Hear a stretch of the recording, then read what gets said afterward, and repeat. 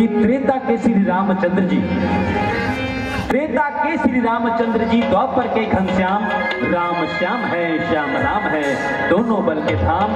और किस अवतारी श्याम को ढूंढे, बोल रही प्यारी अखिया, राम श्याम है, श्याम राम है, एक तीर दो अखिया। वृंदावन के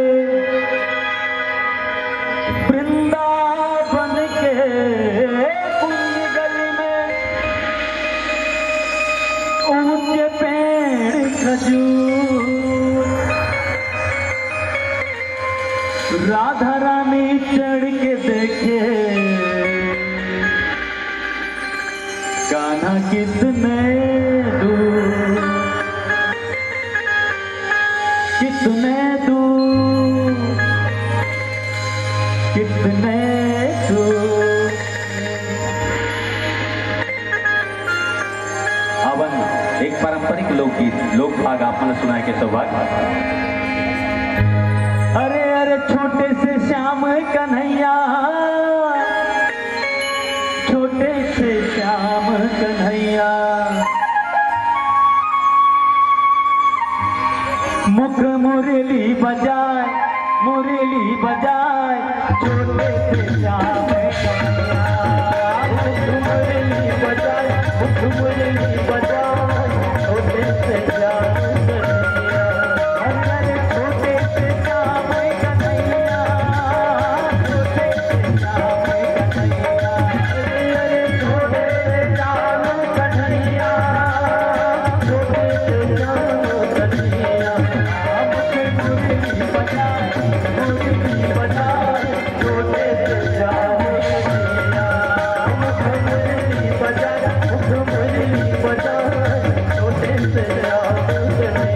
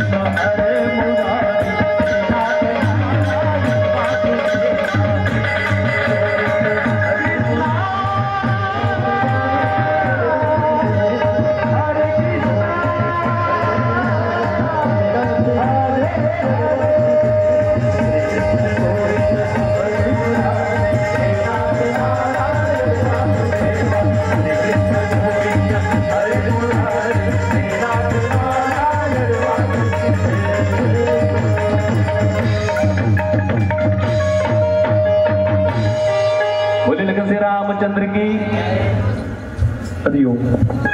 बोले राजा रामचंद्र की जय।